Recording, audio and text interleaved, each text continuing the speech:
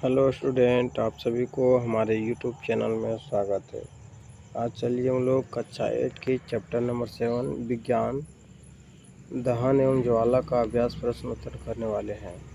सबसे पहला नंबर प्रश्न दिया हुआ है, सही उत्तर चुनिए। दहन की क्रिया के लिए निम्नलिखित कौन सा शर्त आवश्यक है?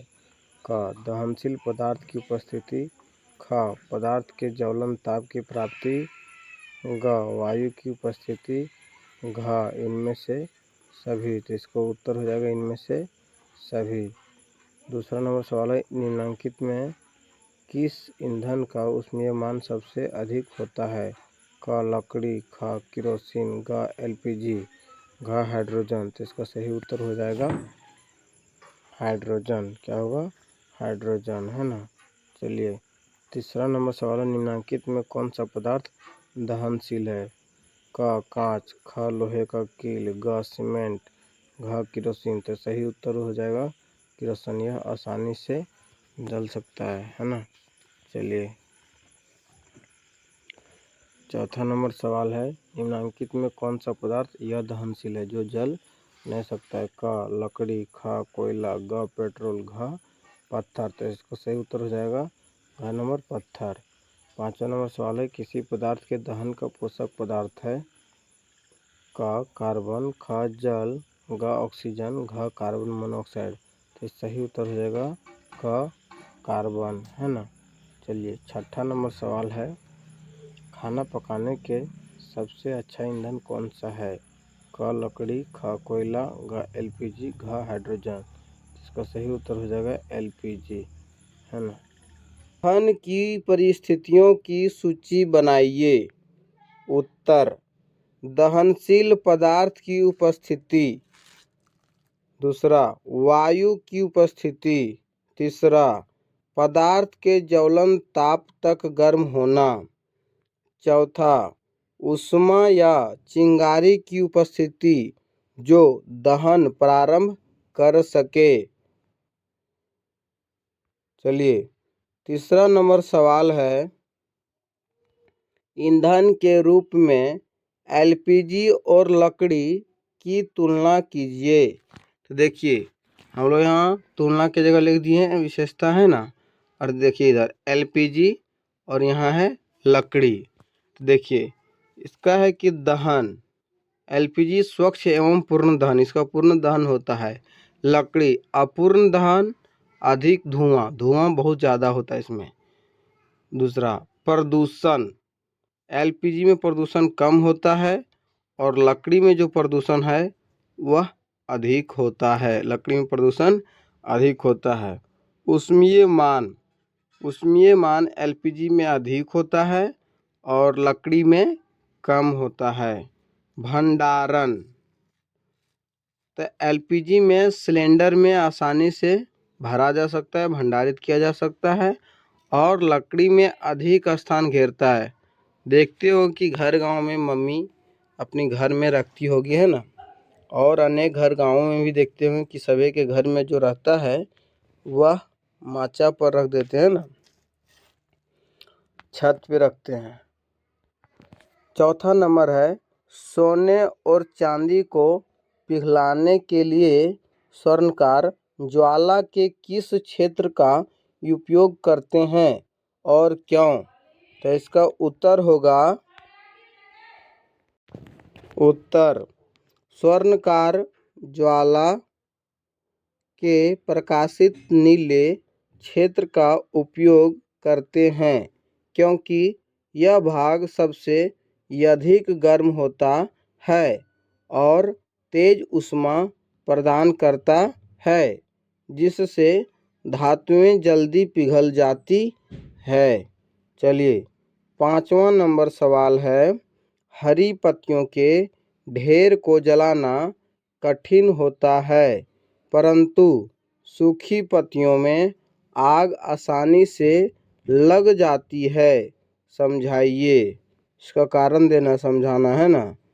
उत्तर, हरी पत्तियों में अधिक मात्रा में जल होता है जिससे उनका तापमान ज्वलन ताप तक नहीं पहुंच पाता है, जबकि सूखी पत्तियों में नमी नहीं होती है और वे जल्दी गर्म होकर आसानी से जल जाती है। छठा नंबर सवाल है, एक प्रयोग में 4.5 केजी ईंधन का पूर्णतः दहन किया गया। उत्पन्न ऊष्मा का भाप 1840 केजी था। ईंधन का ऊष्मीय मान ज्ञात कीजिए। देखिए हम लोग यहाँ उत्तर लिखे हुए हैं। ऊष्मीय मान का फॉर्मूला होता है उत्पन्न ऊष्मा बटा ईंधन द्रव्यमान। तो हमारा दिया हुआ है ईंधन द्रव्यमान दिया हुआ है। ईंधन द्रव्यमान भागा दे दिए किससे? ईंधन द्रव्यमान से, है ना।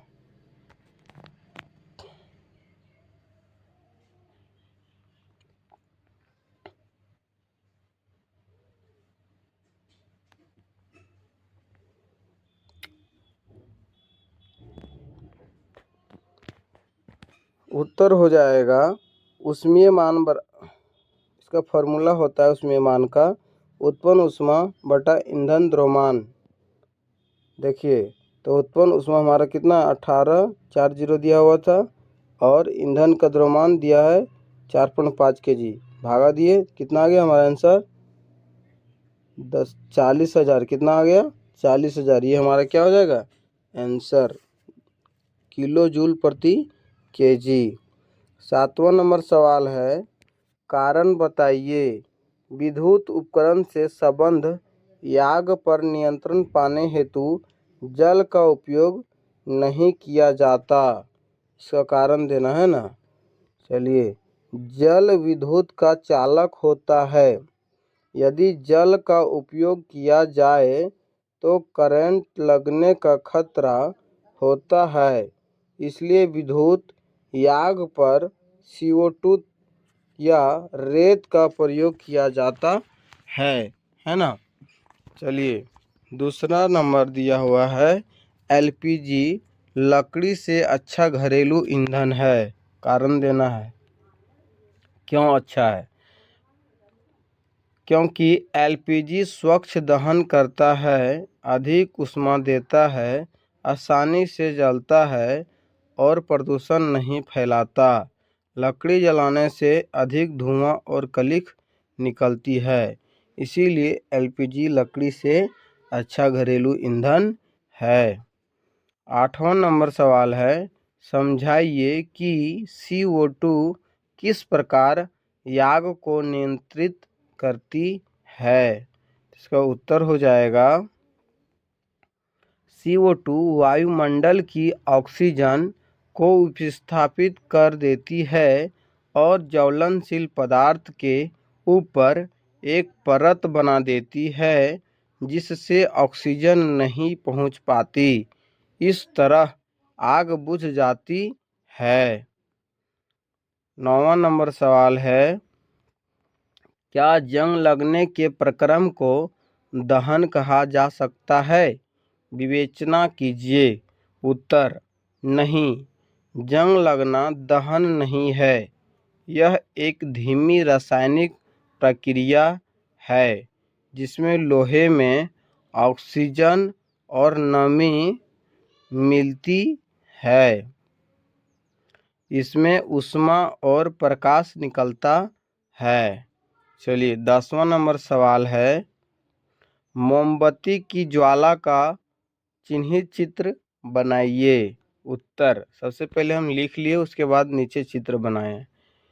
पहला, भीतरी भाग गहरा काला होता है, यह असंपूर्ण दहन यानी कि पूर्ण नहीं जलता है और ठंडा भाग होता है।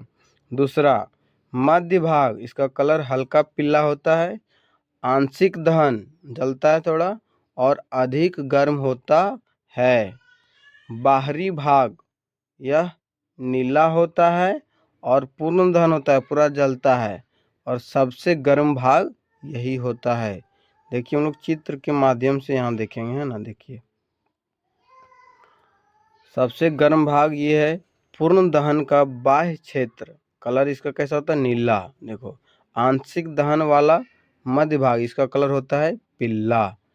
ये बिना जली मोमबत्ती का सबसे आंतरिक क्षेत्र, इसका कलर काला होता है। सबसे कम गर्म, ये कम भाग,